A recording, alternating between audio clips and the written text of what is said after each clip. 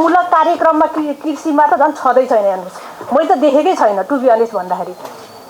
यो चाहिँ हुनैपर्छ जनचेतनामूलक प्राङ्गारिक मललाई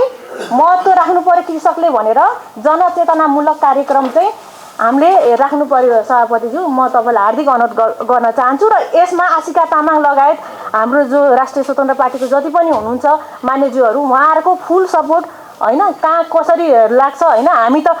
चाहिँ म भन्छु हामी कोही पनि सांसदज्यूहरू त्यहाँ चप्पल पड्काएर सिंह दरबार छिरेको होइन के हामी आफ्नो आफ्नो हैसियतले छिरेर आएको हौँ हैन त्यो भन्न चाहन्छु र पहिला जे थियो अब थियो हैन पहिलाको जस्तो चाहिँ दुध फाल्न पर्ने तपाईको चाहिँ गोलभेडा चाहिँ पुर्नु पर्ने तपाईँ चाहिँ केराको दाना चाहिँ कोहीले खान पाए छैन कोहीले चाहिँ डोजर लाएर चाहिँ पुर्न पर्ने केराहरू त्यस्तो खालको परिस्थिति नआओस् यसको मापदण्ड होस् र नीति नियम कहाँनिर अल्झेको छ हामीलाई भनिदिनु होला हामी तपाईँहरू जस्तो विज्ञ छैनौँ हैन यहाँ चाहिँ अर्का छ हामी सबैजना मिलेर यसमा चाहिँ हामीले पुस गर्दाखेरि चाहिँ कृषकलाई राहत पुग्छ हैन त्यस्तो खालको नीति नियम कहाँ छ हामी एकदम सपोर्ट जस्तो तर्फबाट पनि हामी लाग्न तयार छौँ हामी हैन जहाँ बोलाउनुहुन्छ मिटिङ बैठक अथवा चाहिँ कहाँ के बोलाउनुहुन्छ हामी आफ्नो स्वस्फूर्तले चाहिँ हामी आउन तयार छौँ भनेर भन्न चाहन्छु र साथै यही छ लगभग सबै मान्यज्यूले भनिसक्नु भएको छ म त के राख्छु मेरो मुख्य माग भनेको चाहिँ मल प्राङ्गारिक मलको चाहिँ तपाईको मल फ्याक्ट्री खोलिनु पर्यो नेपालमा हुनु पर्यो अब विदेशमा हामी कति चाहिँ त्यो आश्रित भएर बस्ने के आश्रित हुने पनि एउटा अस्ति नै त गुन्द्रुक पनि तपाईँको चाहिँ विदेशबाट ल्याएर ल्याउनु त कति 30-36 खेर हिँडिरहेको थिएँ यही क्रममा अब आउनु पर्यो मेरो बाध्यता अथवा मेरो यो माथिबाट लेखेको कुरा होला हैन अनि आएँ म अनि आउँदाखेरि चाहिँ कस्तो भन्दा चाहिँ यहाँ धेरै समस्याहरू पहिलेदेखिबाट म आज सामाजिक अभियन्ता भए हिँड्दाखेरि धेरै समस्याहरू हामीमा आउँथ्यो र ती समस्याहरू चाहिँ हामी फेसबुकबाट मात्रै लेख्थ्यौँ अब कहीँ अब जाँदाखेरि दुवादस पर्थ्यो झगडाहरू पनि पर्थ्यो होइन किन यस्तो गर्यो किन यस्तो व्यतिथि भयो अनि यहाँ तपाईँको यो कृषिमा एकदमै सबैभन्दा भ्रष्टाचार र बिचौलिया अनि यो व्यतिथि केमा छ भन्दा कृषिमा छ क्या हजुर कृषिमा एकदमै भ्रष्टाचार छ उहाँले भन्नुभयो केरा अस्ति मैले एउटा केरा बोकेर यो हैन भुइँमान्छे चाहिँ खान नपाउँछ केरा तपाईँको 350 रुपियाँ एक दर्जन केराको हेर्नुहोस् है अनि मैले केरा है उ गरेर खिच्दाखेरि अब कतिले त्यो विरोध गर्ने केरा बोकेर पनि भाइरल भयो हेर्नुहोस् अनि त्यसपछि गएर अनि त्यो मैले के भन्न खोजेँ भने त्यो चाहिँ कस्तो भने त्यो 65 रुपियाँ दर्जन पर्ने केरा कृषकले जम्मा 65 रुपियाँ भन्दा पाएको हुँदैन त्यो बीचको पैसा चाहिँ कसले खायो त हैन देख्दाखेरि सानो कुरा हो तर त्यसमा धेरै कुरा जोडिएको हुन्छ नि हैन जुन हाम्रो अघि मान्यज्यूले पनि भनिसक्नु भएको छ कस्तो मजाले उहाँले एक्सप्लेन गरेर सक्नु भएको छ अनि अर्को कुरा के भन्दा चाहिँ अनि एकदम हामी चाहिँ नोसा लागेको हाम्रो कृषकहरूलाई टु बी अनेस्ट भन्नुभयो है मलाई एकदम माफ गरिदिनु होला कस्तो कुरामा नोसा लाग्यो भने आज रोपेर तपाईँलाई भोलि नै यत्रो बनाएको काउली चाहिएको छ हेर्नुहोस् चाहिएको छ कस्तो ड्रग भन्छ नि मान्छेले खाएपछि खाउँ लाग्ने हैन त्यो एकदम आजको भोलि नै एकदमै धेरै छिटो फलाउनु पर्ने त्यस्तो खालको रासायनिक तपाईको चाहिँ त्यो माटोको माया छैन हेर्नु माटोको माया छैन फल छिटो फलेर बेच्न पाए भयो त्यो माटोलाई जोगाइराखे हाम्रो अस्तित्व जोगिन्छ माटोलाई जोगाइराखे पछिको हाम्रो पुर्खाका जो हामी पछिको जुन सन्ततिहरू हुन्छ उहाँहरूलाई पनि यो माटो चाहिन्छ भन्ने कुरा चाहिँ कृषकमा पनि त्यो जनचेतनाको जरुरत छ र उहाँले एकदमै राम्रो कुरा गर्नुभएको छ अनि तर प्राङ्गारिकको पनि त नि हाम्रो त फ्याक्ट्री त चाहियो नि होइन गोलभेडा कुहिएर गएको छ एउटा चिस्यान केन्द्र छैन तपाईँको हेर्नुहोस् कोल्ड स्टोर छैन तपाईँको चाहिँ गोलभेडा लगेर के अरे बाटोमा अहिले त अझ कम भएको छ हाम्रो अब नयाँ सरकार आइकन हामीले त अझ उहाँ पहिला मिडियामा हुनुहुन्थ्यो कति राख्नुभयो हजुरले गोलभेडा फालेको उता दुध फालेको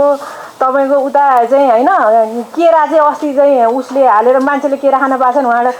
के अरे पुरी राखेको केरा जमिन मुनि गाडी राखेको होइन यस्तो देख्दा त कस्तो लाग्छ नि त दुधहरू खनाइराखेको तपाईँको चाहिँ बाटोमा हैन त्यही भएर चाहिँ के भन्दा चाहिँ एउटा स्टोरेज तपाईको एकदम यो चाहिँ नितान्त हरेक पालिकामा चाहिँ एउटा स्टोरेज चाहिँ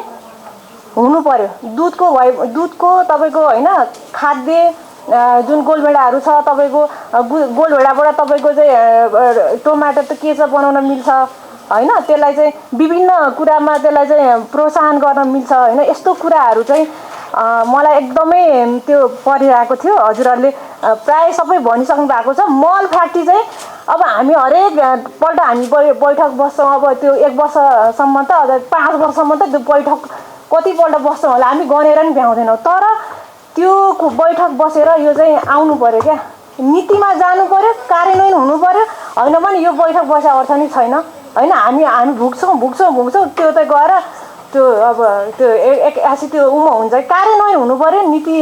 हुनु पऱ्यो। कहाँ चाहिँ नीतिले रोकेको छ, अङ्कुश लाएर राखेको छ, त्यो कार्यान्वयन हुनु पऱ्यो। किन भन्दा यति पीडामा छ चाहिँ तपाईँको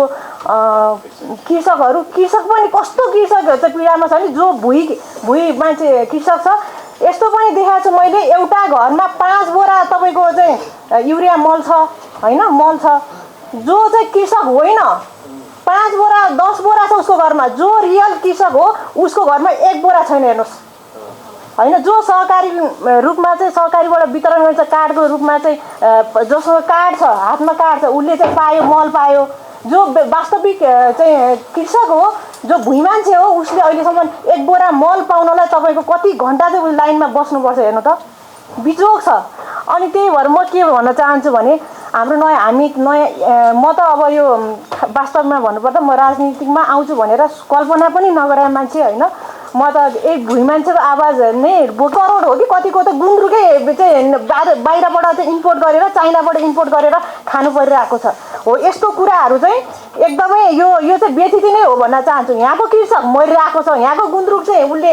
तपाईँको गाईबस्तुले खाएर गइरहेको छ, हामी चाहिँ चाइनाको गुन्द्रुक ल्याएर खानु परिरहेको छ होइन। यो त एकदम चरम व्यथिति हो नि। यो कुराहरू चाहिँ अन्त्य हुन पर्यो भन्न चाहन्छु। र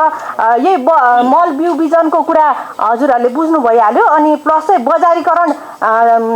राम्रो हुनु पर्यो, व्यवस्थापन हुनु पर्यो। प्लस चाहिँ बिचौलियाको एकदमै अन्त्य होइन, न्यून 0% के शून्य हाम्रो उ छ नि, शून्य सहनै नसक्ने त्यो हो, त्यसमा पुग्नु पर्यो हाम्रो चाहिँ यो जिरोमा पुग्नु पर्यो। यो कोही पनि बिचौलिया हुनु भएन। बिचौलियाले नै हो अब त हामी त काम गरेर खानुपर्छ है भन्ने त्यो खालको मानसिकता चाहिँ हामीले उहाँहरूलाई चाहिँ प्रेरित गर्नु पर्यो। र